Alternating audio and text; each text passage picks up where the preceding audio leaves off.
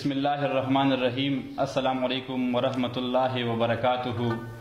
ګرانو مینوالو، پروګرام رنگین مازیګری او زه امیر خان محمدزی یو ځل بیا ستاسو خدمت کې حاضر یم په دغه تمه چې تاسو ټول به روغ یې، جوړ به یې او د خپل ښکلي ژوند نه به خوندونه او مزې اخلئ.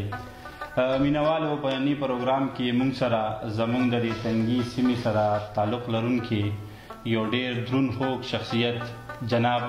آزاد اشنغري صاحب د پروګرام میلمه دی او چې د یو ډېر ښه سوچ مالک دی، یو ښه فکر لري، په پښتو مین دی، په پښتنو مین دی او د پښتون قام دپاره د خپلې شاعرۍ په ذریعه، د خپل لیک په ذریعه د پښتون قام د پرمختګ دپاره تر ډېر حده د دوی خدمات دي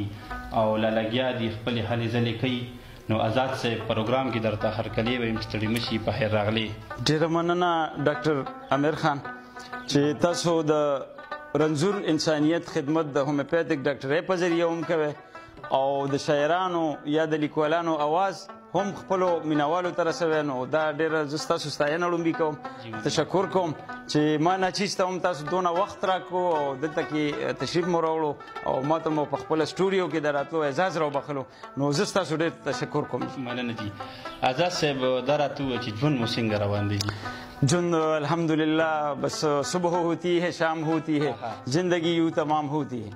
بس خو سحر شي او ماښام شي یاره، عمر هم دغسې تمام شي یاره. نو سحر شي، ماښام شي او دغسې یو ورځ راشي چې د انسان د ژوند اخري ماښام راشي. نو الله دې وکړي چې ستاسو جذبې او ستاسو ولولې زه وینم او ستاسو دا مینه وینم د پښتو ژبې سره، د پښتو ادب سره، د پښتو صحافت سره، د پښتو ثقافت سره. نو دغه ما ته ډېره لویه خوشحالي راکوي چې حمزه بابا هغه شعر رایاد شي چې واپس جوړ او د بخت د پښتنو راغلی، د پښتو راغلی دی، دا شوق چې په زلمو کې د پښتو راغلی دی که نه. نو حمزه بابا دغه ادراک ورته او دغه یو حقیقت هم دی چې هم ستاسو غوندې ځوانان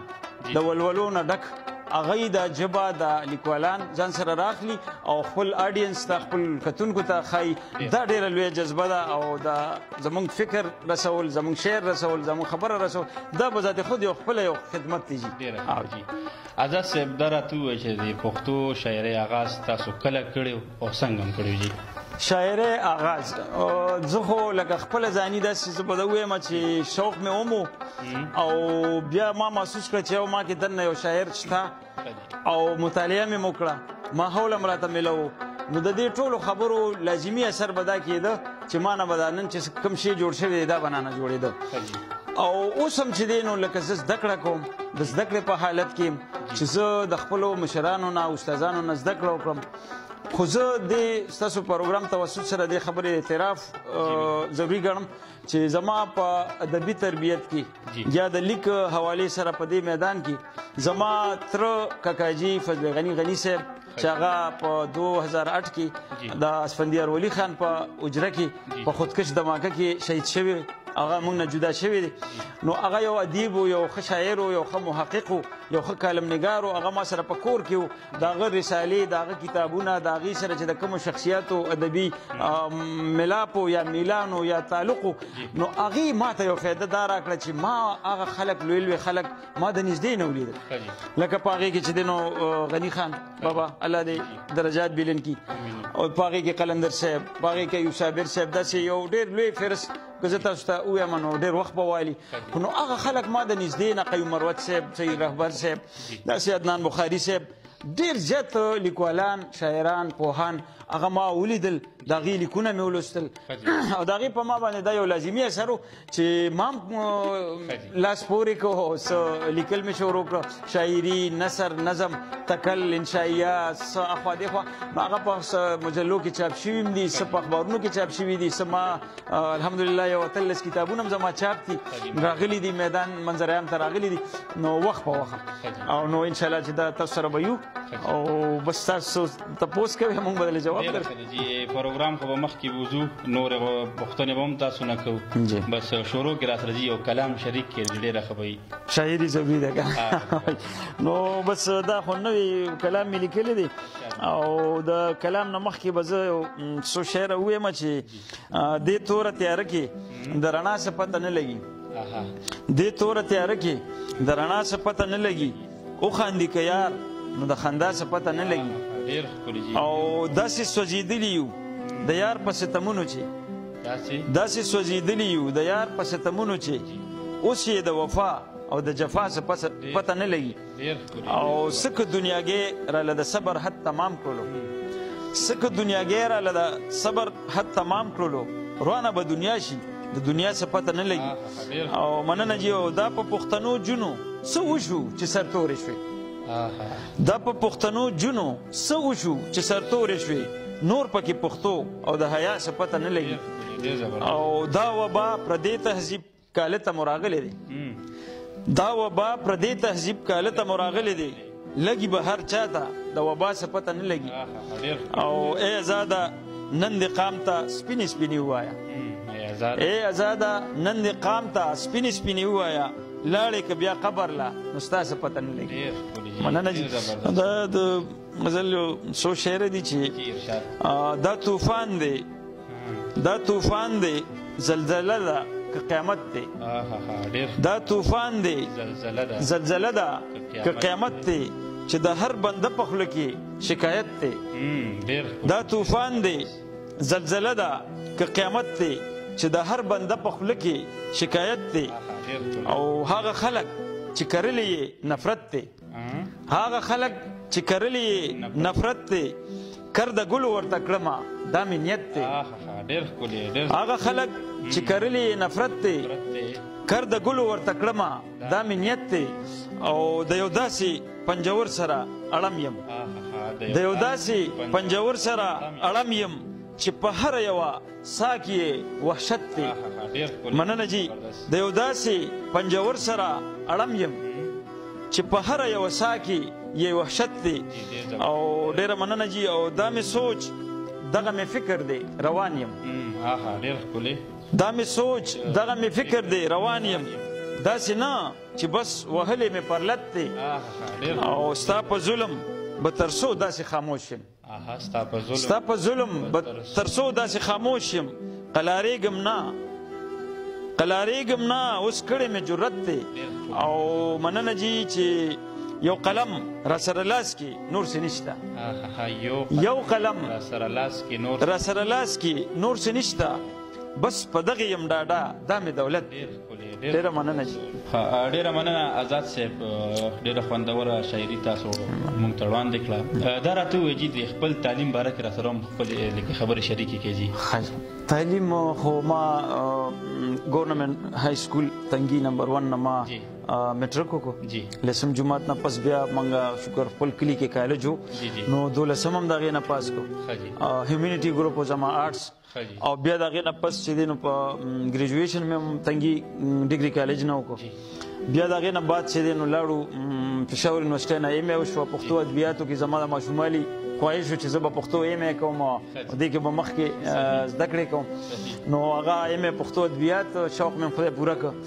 او ښه نمبر یې مې راغلی بیا د هغې نه سره سره چې دی نو ما په هغې نه بعد په بیچلر اف لایبرري اینڈ انفارمیشن ساینس د علامه اقبال اوپن یونیورسټۍ نه فاصلاتي نظام تعلیم په ذریعه باندې نو په هغې کې زما خواهش هم پوره شو په هغې کې د ماس کمیونیکیشن د ریپورټینګ او د جرنالیزم سبجیکټ هم ووې او لایبرري ساینس خو چونکې پروګرام د هغې و نو هغې کې ما بي لایس ورته وایي هغه ډیګري ما واخیسته او بیا د هغې نه پس چې دی نو په بچا خان یونیورسټي جوړه شوه الله پاک رحم وکړو نو په هغې کې په ام فل کې ما اډمیشن وشو او ټول سیمسټر یې ختمې شوي اوس زه لګیا یم خپل موضوع باندې کار کوم چې کوم ماته ام فل کې موضوع راکړې شوې ده او هغې باندې زه لګیا یم کار کوم تحقیق کوم او انشاءالله چې دغه تعلیم سلسله جاري ده روانه ده او زه ولاړ نه یم ډېره مننه آزاد صاحب خبرې به کوو ګپ شپ به هم لګو بل یو کلام نظم وي نو شریک یې را سره کلام جی بالکل بس تاسو حکم کوئ جی نو بس تاسو به حکم وي او زه به هغه حکم پوره کوم ځکه چې ستاسو دونه مینه دونه محبت او ستاسو ستاینه کوم د دې ستاسو هم د پاڼې په ذریعه باندې ملګرو ته چې هغې لکه کم از کم تاسو دا پروګرام لایک کی او هغه هایکوګانې هم زه لیکم ډېر څیزونه نو دا یو کاپی زما ګوتو له راغلې ده خو زه حیران یم چې کوم کلام تاسو ته ووایم که نه په خوله کې نه وي په بڼو واخله په خوله کې نه وي په بڼو واخله یاره سلام د لیونو واخله په خوله کې نه وي په بڼو واخله یاره سلام د لیونو واخله او خونی نظر دی که تیرې چړې دي خونی نظر دی که تیرې چړې دي شابه روحونه په کتو واخله مننه جی خونی نظر دی که تیرې چړې دي شابه روحونه په کتو واخله او مرور یاره د زړه روان کنډر ته مرور یاره د زړه روان کنډر ته څو قدمونه په راتلو واخله او زما خو یاد یې که ستا هیر یم هم زما خو یاد یې که ستا هیر یم هم زړه وایي یار دی په لیمو واخله او لکه فرهاد مې غر له غاړه ورکړه لکه فرهاد مې غر له غاړه ورکړه لږ مې خبر د حوصلو واخله او ازاده هله د سرکو شونډو نه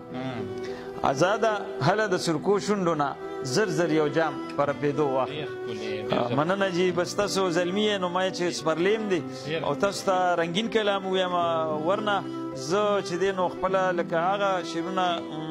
اکسپریس کول غواړم چې هغې کې لکه څه معروضیت وي د ټول قوم غم جاړم ځکه نه نو د سرکو شونډو نه خو به موږ مخصوص خلک خوند وایو خو معروضي حقایق چې بیان شي نو هغه ډېرو خلکو ته فایده ورسي بهرحال شاعري ده که هغې کې معروضیت وي که رومانیت وي که انقلابیت وي که ترقي پسندي وي که د قام فکر وي که د ژبې فکر وي دا ټول فکرونه چې را یوځای شي او دا منظوم شي دا ټول موږ دپاره قابل احترام دي او دا احساس زما یو نظم دی نو تاسو سره اجازت وي زه به یې ووایم شریک به یې کړم ملګرو سره چې لیونی یمه که روغ یم نه پوهېږم لیونی یمه که روغ یم نه پوهېږم د احساس په نیلي سور یمه جړېږم د دې خپل احساس په سره بټۍ سوځېږم د ژوند لارې لټوم پسې کړېږم نن زما ذهن کې څه عجیبه شور دی د یادونو تاج محل مې را نسکور مننه جی یوه ژبه تړسکه د زړه درزېږي د احساس نه عاري خلک څه پوهېږي مسیحا زما د رنځ دا به څه کېږي د زړه درد مې په مزه مزه زیاتېږي په تاله والا بیدیا کې ځان ته کور دی هر یو فرد د دې ماحول یو سړي خور دی مننه جی پته نه لګي په کومه ټوقه ګیر یم دې شدت د احساساتو ته چې زیر یم چې مې څوک په زړه دیره له هغو هیر یم کړېدلې تزنېدلې خدای ګو ډېر یم حال مې مه پوښتی ملګرو زړه مې تور دی حال مې مه پوښتی ملګرو زړه مې تور دی د دنیا حال مې مه پوښتی ملګرو زړه مې خور دی د دنیا د لنډ مطلبو مې زړه تور دی مننه جی او سا مې لنډه لنډه کېږي زه حیران یم سا مې لنډه لنډه کېږي زه حیران یم په کږو لارو منزل ته ور روان یم هوښیار نه یم که مقل د جهان یم لیونې لیونې ګرځم سرګردان یم که رښتیا وایم دا ژوند هسې پیغور دی که رښتیا وایم دا ژوند هسې پیغور دی بس خو ګټه د هغه چې چا کې زور دی ډېره مننه سا مې لنډه لنډه کېږي زه حیران یم په کږو لارو منزل ته ور روان یم هوښیار نه یم که مقل د جهان یم لیونې لیونې ګرځم سرګردان یم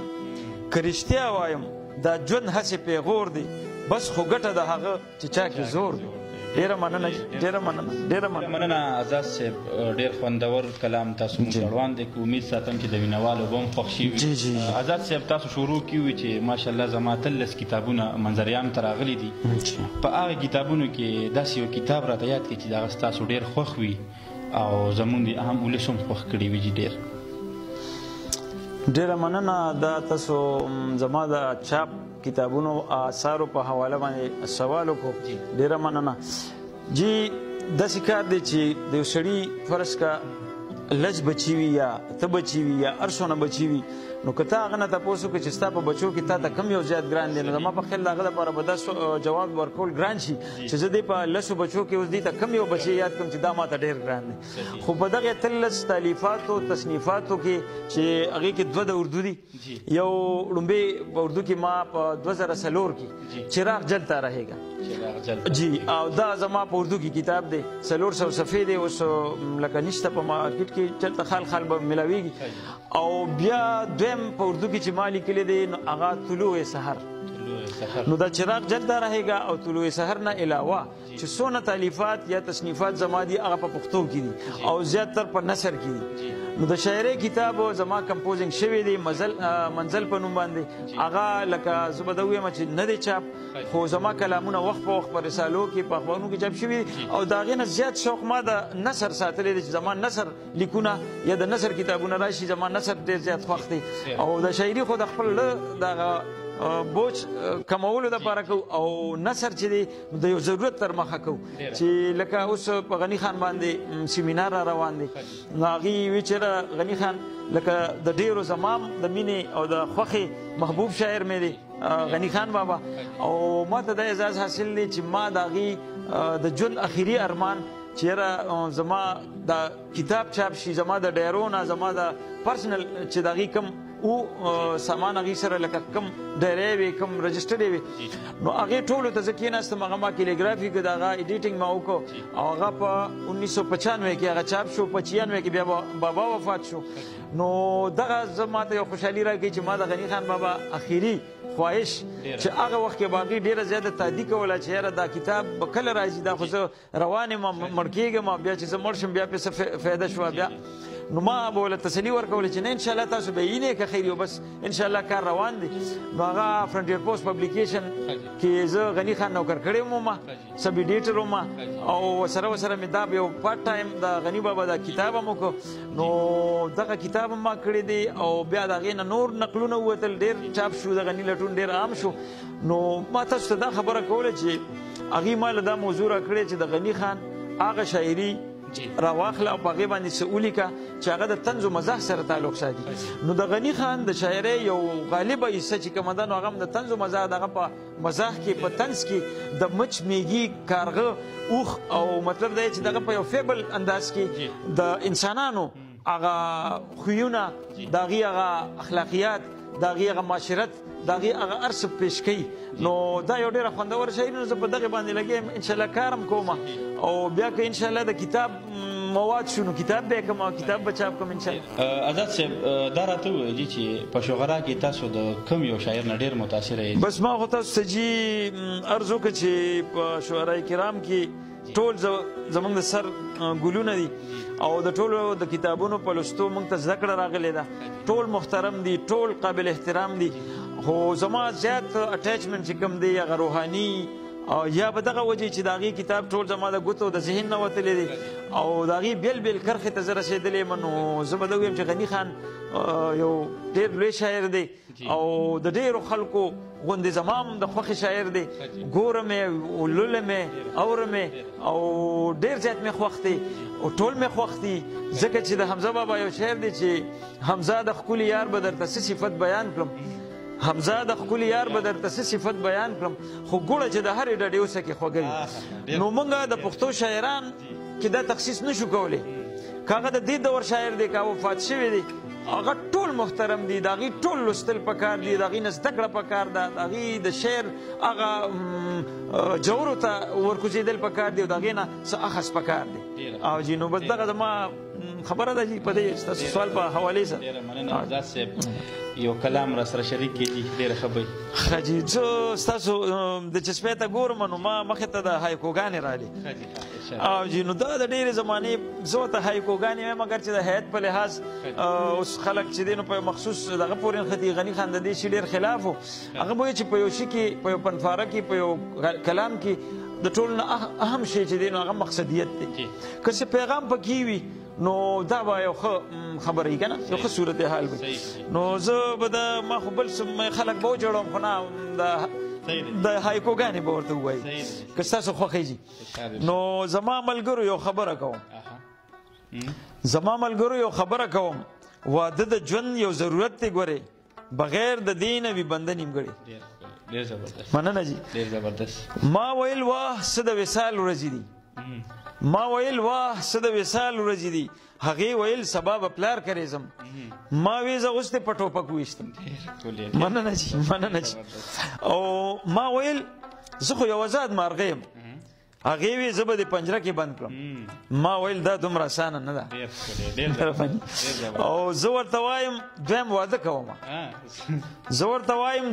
کومه هغه وایي چپ شه ګینې مړ به دې کړم ووایه زه چا نه پسه کمایم او ویلي ته په پوزه مچ نه پرېږدې زما خبرې ته هم وار نه ورکې هسې مستی کې چکونه لګې مننه جي او ما وی سحر له نوکرۍ لزمه بالخې لون خشک په اوښکو باندې د جنکو عجیبه نفسیات مننه جي او په هنیمون باندې به څنګه لاړ شو پلار راته وایي نوکرۍ له لاړ شه په هنیمون باندې د شلخ پریوځي ډېر زبردست مننه جي او زه یو شاعر خانه خراب یم لیلا ته د ښایست او مینې ډکه نغمه لکه ګیلاس چې د شرابو ډک مننه جي زه یو شاعر خانه خراب یم لیلا ته د ښایست او مینې ډکه نغمه لکه ګیلاس چې د شرابو ډک او مینه وفا حسن او پته او خندا چې سره یو ځای شي نو څه خبرې دا خو په ژوند کې انقلاب راولي مننه جي ډېره مننه آزاد صاحب ګرانو درنو خوږو مینوالو پرني پروګرام کې موږ سره آزاد اشنغري صاحب مېلمه دی خوندوره وینا نظم د دوی چې کوم سوچ فکر تاسو ته وړاندې کړ امید ساتم چې دا به ستاسو ډېر خوښ شوي وي آزاد صاحب په اخره کې کتونکو ته یو پیغام ورکړئ ډاکټر صاحب پیغام خو ډېر لوی خلک ورکوي خو زه به یو گزارش وکړم د خپل قوم ته چې د خپله ژبه خپل ادب خپل صحافت خپل کلتور دا د خپل لاسه مه ورکوئ د ژبې ته راشئ د ژبې له د ژبې لیکوال له د ژبې شاعر له اهمیت ورکړئ د دې ژبې کتابونو له اهمیت ورکړئ دا خپل یو بل ته لکه د مټیانو د ډبي ډالۍ کې او په دې خپل قوم باندې په دې خپل روان نسل باندې د خپله ژبه زده کړئ چې موږ روک نه شو ځکه چې کوم قام نه خپله ژبه روکه شي هغه قام روک شي او چې خپله ژبه ورته درنه شي نو هغه قام دروند شي نن دغه د قومونو تاریخ وګورئ په ماروزي وخت کې وګورئ چې د خپلو ژبو په ذریعه باندې قومونه کم حد ته ورسېدل او جنو دغه زما گزارش دی پیغام مې نه دی التجا مې ده گزارش مې دی درخواست مې دی ستاسو کتونکو ته او ډېر احترام سره ورته دا گزارش کوم او دې حوالې سره ما چونکې د کتاب خبره وکړه چې یاره نو ما هم تاسو نور څه نه دي راوړی ما تاسو ته دا کتاب زه ډالۍ کوم چې دا زما په لاس باندې چاپ شوی د امیدونو ډیوه زما د یو ډېر خوږ کاکاجي فضل غني صاحب چې هغې په ترهګرو په یو دماکه کې په خودکش دماکه کې شهید شوی نو دا کتاب ما چاپ کړی دی دا تاسو ته ډالۍ کوم دا وګورئ او په دې شعرونو باندې په دې نظمونو باندې دوی روح ته به آرام میلو شي ډېره مننه آزاد صاحب د وخت راکولو یو جهان مننه ستاسو جي ډېره مننه ستاسو د کتونکو ډېره مننه چې ما ناچیز ته مو دونه اهمیت راکړه دونه عزت مو راته نو الله تعالی دې تاسو ته عزت درکړي تاسو د خدای پرمختګ لري د هلې ځلې دی الله پاک ستاسو د پښتو جولۍ کې د خیر سبب وګرځولي ډېره مننه جي ډېر احترامات ګرانو درنو خوږو مینوالو آزاد اشنغري صاحب موږ سره نننی پروګرام مېلمه د دوی سوچ فکر شاعري تاسو واورېده امید ساتم چې دا به تاسو ډېره خوښه شوي وي پروګرام ملګرو سره شریک کې کمنټ او لایک هم وکړئ خاد آباد او بریالي اوسئ د لوی الله پامان پاکستان زنده باد پښتانه پاینده باد